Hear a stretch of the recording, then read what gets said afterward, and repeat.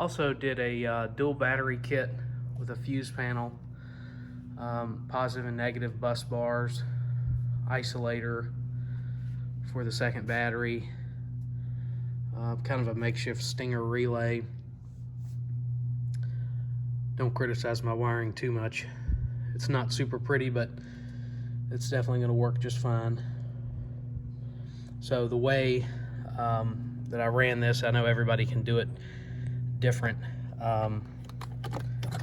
but I tied into the fuse number 5, which after some help from HondaSideBySide.com, figured out that on the 22s you'll actually have a key on power connector that's just kind of dead-ended.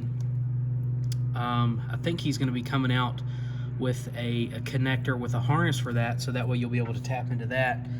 Eventually, that's what I want to get from him, to be able to put this back to original, so that way the fuse box cap will seal correctly on that.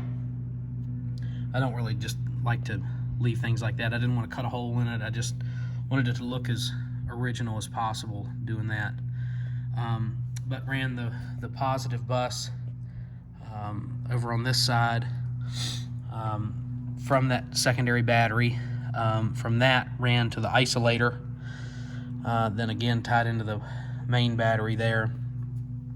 Then also ran from the positive bus bar to one side of the relay. Have a key on signal power here, so that way all of this in the fuse panel will only work when the key is energized. That relay's rated at like 60 or 80 amps, so it's definitely going to have no problem being able to power all of my small accessories. I have this right here is actually running back underneath of the dash. It's for a dual USB charger, which also leads me to this. Also, definitely directly related to HondaSideBySide.com. He has access to wiring diagrams and stuff like that. He helped me out, and we both kind of figured out together that this is for that third switch, the on-off switch in the dash. The Trail model has the winch switch,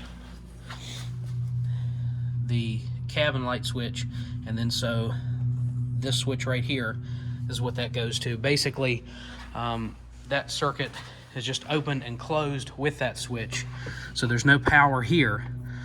Basically, you could just use that switch to trigger a relay into doing, you know, whatever else you wanted to wire it up to do.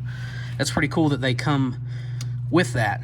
I think that's more stuff that Honda Side by Side is going to be selling, connectors and pigtails for that, to make it very, very easy as far as plug and play, to be able to tap into that and utilize that. So pretty happy with how that turned out. There's not really a lot of good places to mount stuff under here. You run out of room pretty quick, but I think it turned out okay.